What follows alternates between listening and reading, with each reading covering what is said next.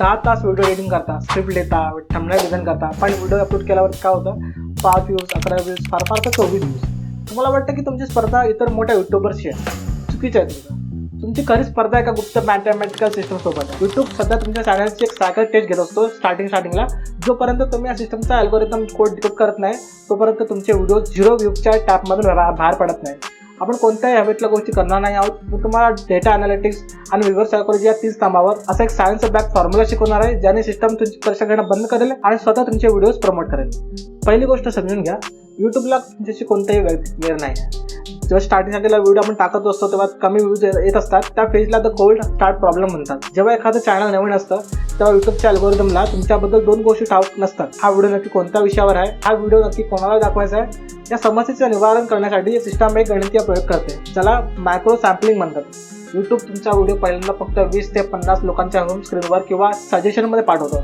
या सुरुवातीच्या प्रयोगमध्ये अल्गोरिदम प्रामुख्याने 2 मॅट्रिक्स मोजतो. पहिलं मॅट्रिक म्हणजे CTR, क्लिक थ्रू रेट, म्हणजेच त्या 50 लोकांपैकी किती जणांनी थंबनेल पाहून व्हिडिओवर क्लिक केलंय. आणि दुसरं मॅट्रिक म्हणजे AVD, ॲव्हरेज व्ह्यू ड्युरेशन, म्हणजेच क्लिक केल्यानंतर लोकांनी व्हिडिओ नक्की किती वेळ पाहिलाय. जर या पहिल्या लहान ग्रुपने तुमच्या व्हिडिओला नकार दिला तर सिस्टमचा असा समज होतो की हा व्हिडिओ प्रेक्षकांसाठी उपयुक्त नाही आहे. परिणामी तुमचे व्हिडिओचे इम्प्रेशन थांबतात. आणि हीच ती परीक्षा आहे जी आपल्याला दिसत नसते पण आपल्याला द्यावी लागते. या कोल्ड स्टार्टच्या समस्येतून बाहेर पडण्यासाठी आणि चॅनलची वाढ करण्यासाठी तुम्हाला 3 पायऱ्यांचा अल्गोरिदम फ्रेंडली फॉर्म्युला वापरावा लागेल. पायरी 1, द सिग्नलिंग कॉन्ट्रॅक्ट. अल्गोरिदमला डेटा देण्यासाठी तुमची पहिली पायरी म्हणजे सातत्य, पण ते केवळ वेळापत्रकापुरता मर्यादित नाही आहे. याला आम्ही मेटा डेटा कन्सिस्टन्सी म्हणतो. जर तुम्ही आज कुकिंगचा व्हिडिओ टाकलाय, पुढच्या आठवड्यात गेमिंगचा आणि त्यानंतर हा व्लॉग टाकला तर सिस्टमचा गोंधळ उडतो. दरवेळी अल्गोरिदमला नवीन प्रेक्षक शोधावे लागतात.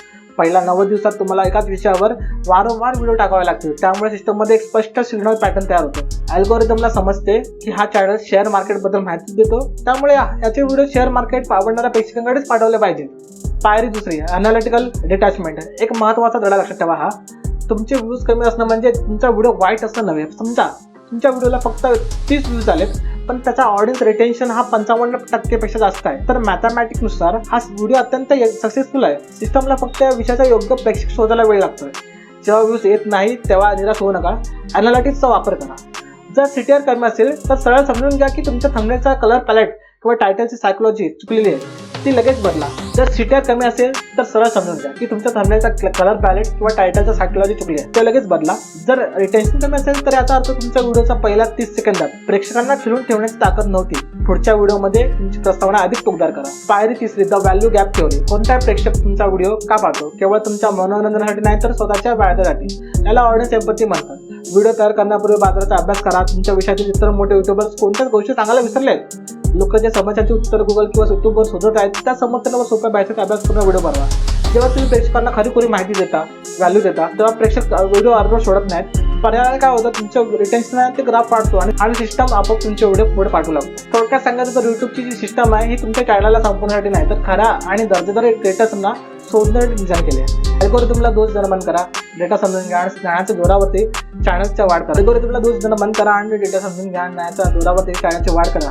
पुढच्या व्हिडिओमध्ये आपण थंबनेल सायकोलॉजी आणि रंगाचा मानवी मनावर होणारा परिणाम यावर सविस्तर अभ्यास करणार आहोत. जोपर्यंत शिकत राहा, ग्रो करत राहा. धन्यवाद.